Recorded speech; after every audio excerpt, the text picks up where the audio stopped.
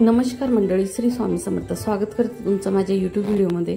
संध्याकाळचे 5 वाजले होते आणि अचानक ठरलेला हा प्रवास होता. तर 5 वाजेला आम्ही संभाजीनगर ते नाशिक हा प्रवास आम्हाला करायचा होता. समृद्धीवरून जात होतो. संध्याकाळची वेळ खूपच छान वाटत होतं आणि रस्त्याने खूप असं छान वातावरण झालं. तर हा रविवारचा दिवस होता. तर वणीच्या देवीला निघालो होतो आम्ही. 10:30 वाजले होते आम्हाला इथे येईपर्यंत, दिंडोरीत इथे येईपर्यंत. तर खूप छान. तर असा विचार करावा लागत नाही तिथं की कुठं फिरायचं किंवा काय. तर कुठेही निघालं तर खूप छानच वाटतं नाशिकमध्ये फिरायला. तर भरपूर पॉईंट असल्यामुळे आणि छान आहे तिकडचं वातावरण पण. तर असं वणीच्या देवीला आम्ही निघालो होतो.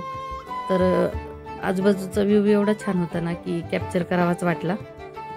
तर भरपूर पूर्ण रस्त्याने खूप छान छान असे झाडं किंवा तिथं द्राक्षांचे बगीचे थोडे कमी इकडे वणीकडे.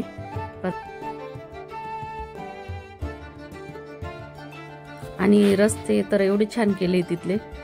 तर घाट पण होता ना, तर डोंगरांवर असं छान असे ते नेट वगैरे टाकलं होतं पूर्ण घाटच्या रस्त्यात मध्ये, जिथं जिथं धोका होता असं दरड कोसळण्याचा वगैरे. तर ते खूप एक मला आवडलं की बऱ्याच ठिकाणी नेटचे असे ताराच्या जाड नेट टाकले होते, म्हणजे प्रवाशांनाही काही हे नको. तर ती एक गोष्ट पाहून मला खूप छान वाटली आणि ते मी पुढे व्हिडिओमध्ये कॅप्चर पण केली होती की सेफ्टी खूप. तर हे बघा, थोड्या वेळात आम्ही पोहोचणारच होतो आणि गेल्या गेल्या आम्हाला रोपवेचं तिकीट काढायचं होतं, कारण तिथं पण खूप रांगा होतं. तर मोठ्यांसाठी 120 आणि लहान्यांसाठी 50 की 60 असं तिकीट होतं. तर आता तिकिटाचा भाव वाढला होता आधीपेक्षा.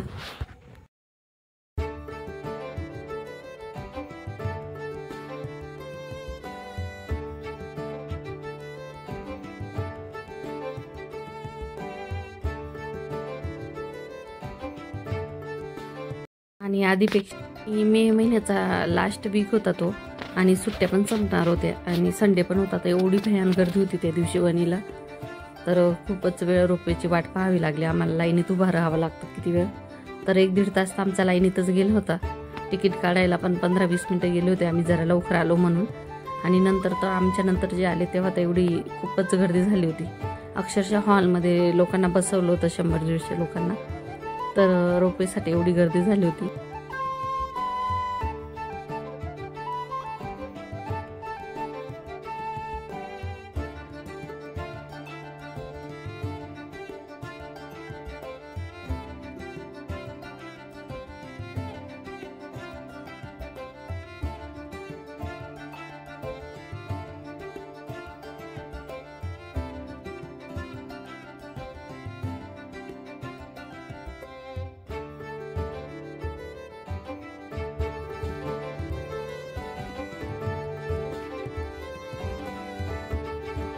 तर आम्ही वाट पाहत होतो केव्हा आमचा नंबर येईल म्हणून.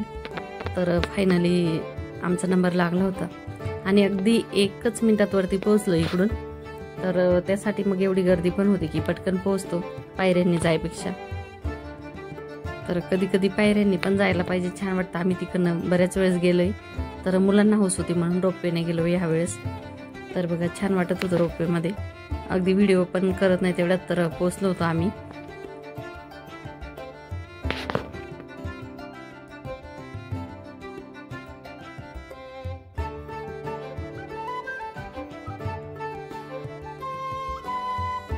तर उतरल्यानंतर परत आम्हाला लाईनीत लागायचं होतं.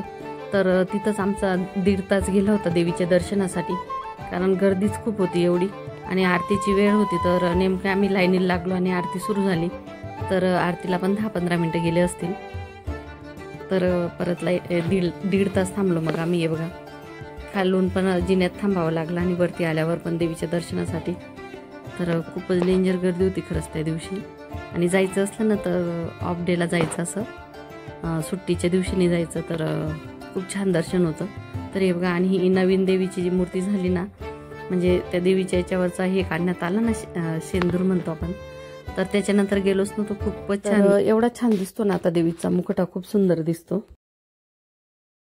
तर अगदी 2 मिनिटातच रोपवेवरती आलं. मग आम्ही गेलो होतो आणि त्याच्यानंतर मग आम्हाला निघायचं होतं गुरुपीठला. तर खूप छान वाटतं इकडे येऊन खरंच. दर्शन घ्यायलाच पाहिजे देवीचं नाशिकमध्ये आलो तर. थोडा वेळ जातो आणि सुट्टीच्या दिवशी गर्दी होती म्हणून एवढा वेळ झाला, नाही तर एवढा वेळ लागत नाही. आणि इकडे बाहेर येताना तिथून निघतो ना आपण रोपवेमधून, तर इकडे बाहेर येताना पण खूप सारे दुकानं, पेड्या वगैरे किंवा खेळण्यांची सगळे कटलरी सगळे शॉप आहेत तिथं. तर आपल्याला काही घ्यायचं तर इथं घेऊ शकतो. आणि बाहेर आल्यावर तिकडे हॉलमध्ये तर छान छान दुकान आहे आणि वस्तू पण एवढ्या छान क्वालिटीच्या होत्या ना, तर तिथंही आपण वस्तू घेऊ शकतो.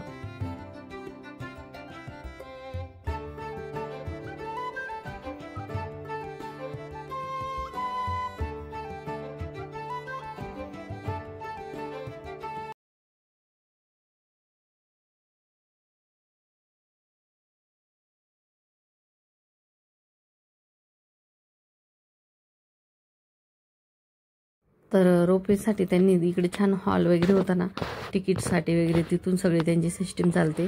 तर छान होतं शॉपिंग सेंटर वगैरे सगळंच मध्ये. तर तिथून जरी लांब लांबचे प्रवासी येतात तर तिथून त्यांना सगळी खरेदी.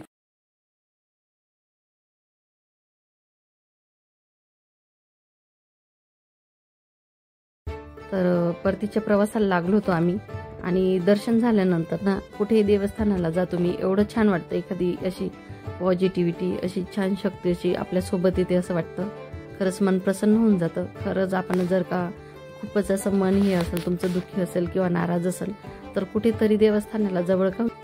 तर कसा वाटला तुम्हाला आजचा व्हिडिओ? तर असेच मी मिक्स व्हिडिओ येणार आहेत माझे, कधी रेसिपी, कधी छान असं देवदर्शन, पिकनिक. तर आजचा व्हिडिओ आवड